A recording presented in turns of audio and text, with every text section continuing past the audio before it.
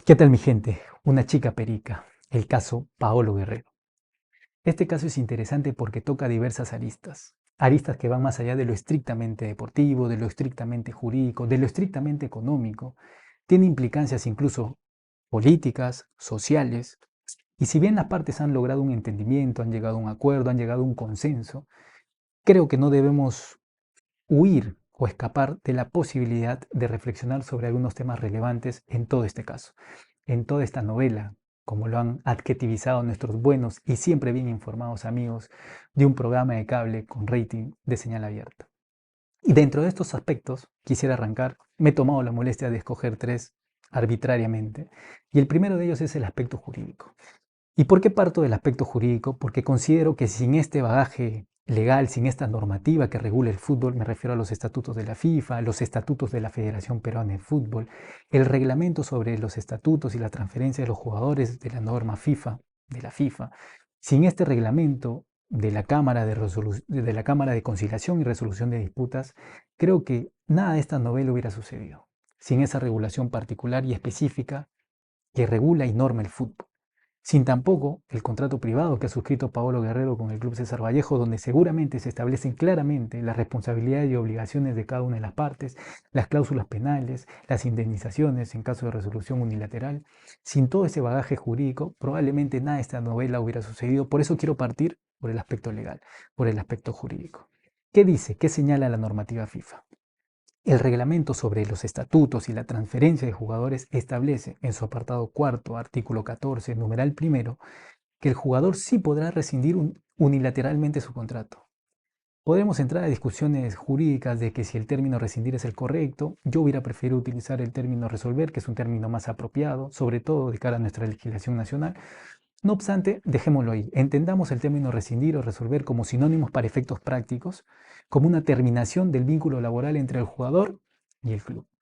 Entonces, el jugador podrá terminar este vínculo laboral por dos causas justificadas. La primera de ellas vinculadas a un tema deportivo, es decir, la poca participación del jugador a lo largo de una temporada. Y la segunda tiene que ver con una causa justificada vinculada a lo salarial, es decir, el club, ante el incumplimiento de sus obligaciones remunerativas con el jugador, activa la posibilidad de que el jugador pueda resolver justificadamente este vínculo laboral. Dicho esto, debemos señalar que el caso de Paolo Guerrero no calza con ninguna de estas dos variantes, con ninguna de estas dos causales. Entonces, lo que quedaría es aplicar el artículo 17 de este mismo reglamento, del reglamento sobre los estatutos y transferencias de jugadores, que dice que puede existir una ruptura de manera unilateral por parte del jugador de manera no justificada. Eso quiere decir que el jugador unilateralmente puede deshacerse de ese vínculo laboral. Sin embargo, si el jugador hiciera efectiva esa desvinculación, esa terminación del contrato de manera anticipada, lo que tendría que hacer es pagar una indemnización. Y ahí tenemos que volver al contrato, porque esta indemnización por lo general está claramente establecida en el contrato privado, en el contrato laboral celebrado entre el jugador y el club. ¿Cuánto se habrá establecido como esta cláusula penal, esta cláusula de indemnización? No lo sabemos, pero considerando la repercusión de Pablo Guerrero, probablemente haya sido una cláusula importante, una cláusula económica importante.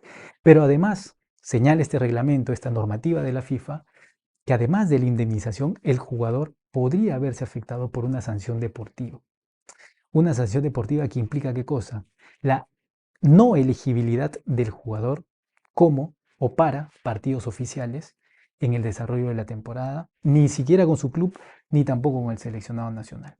Creo que esta debería haber sido la principal preocupación de Paolo Guerrero, el ausentarse por un periodo de entre 4 y 6 meses de las canchas, a sabiendas de que ya se encuentra en la última etapa de su carrera profesional. Dicho esto, si las negociaciones no hubieran prosperado, el siguiente paso hubiera sido que este conflicto de intereses pasara a la Cámara de Conciliación y Resolución de Disputas de la Federación Peruana de Fútbol, tal como lo establece el artículo 62 de los estatutos de la Federación Peruana de Fútbol.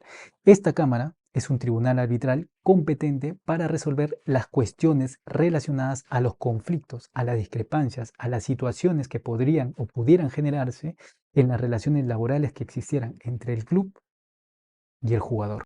Dentro de este mecanismo alternativo de solución de conflictos existen dos etapas.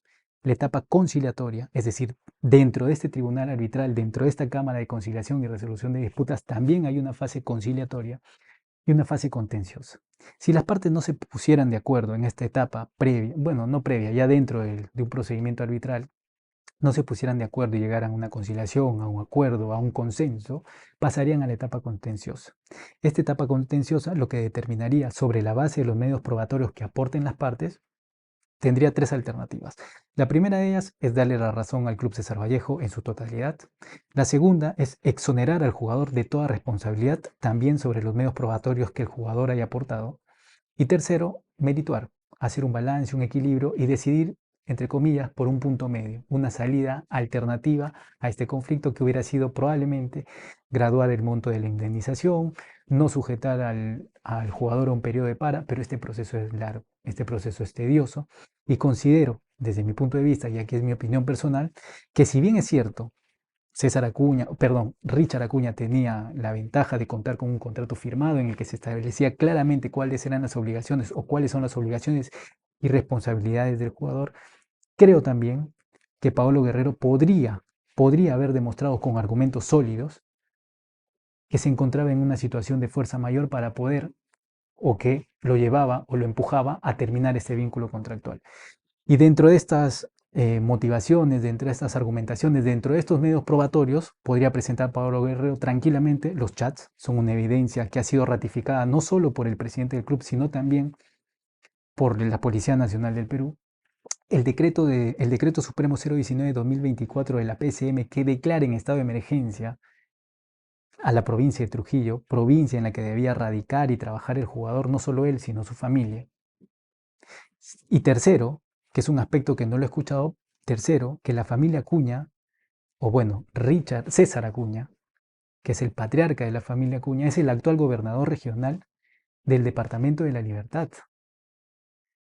Si el señor Acuña o la familia Acuña, liderada por el señor César Acuña, no ha podido brindarle seguridad a los ciudadanos, a los trujillanos, y se ha tenido que llegar a la declaratoria de un estado de emergencia, ¿cómo es que le puede asegurar a Paolo Guerrero que no le va a pasar absolutamente nada? Es un poco incongruente. Creo que estos argumentos, estas pruebas sumadas a otras seguramente, podrían haber abonado a la causa del depredador.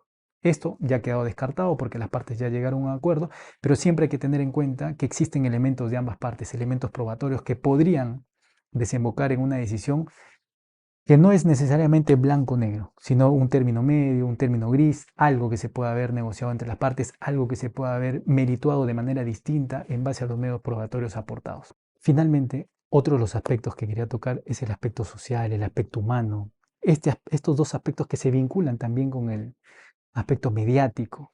En esta última semana, Paolo Guerrero ha sido sujeto de un cargamontón mediático. Estos señores, estos comunicadores, estos periodistas de este programa de cable con rating de señal abierta, se han atrevido a dar lecciones a la madre de Paolo Guerrero de cómo debe dirigir la vida de su hijo o cuándo o no debe participar en la vida de su hijo. Cuando todos sabemos que lo que es Paolo Guerrero se lo debe a su madre. Paolo Guerrero es el jugador que es exitoso porque su madre ha estado con él, lo ha acompañado, seguramente lo ha alejado de algunos vicios, de algunos momentos de inestabilidad por las que atraviesa todo jugador de fútbol y ha sabido encaminar a su hijo hacia esta recta del éxito, esta senda del éxito de la que nosotros hemos gozado, hemos celebrado, hemos disfrutado. Y creo que lo mínimo que deberían hacer es por lo menos respetar que la señora quiera participar en la vida de su hijo. Lo ha hecho a lo largo de su vida, ¿por qué no hacerlo ahora? Si no criticaste antes, como lo dijo Michael Zucker, el único que de algún modo levantó la mano y puso el punto sobre las IES y señaló que, oye, siempre ha estado involucrada la señora en la vida de Pablo. ¿Por qué ahora criticamos esto?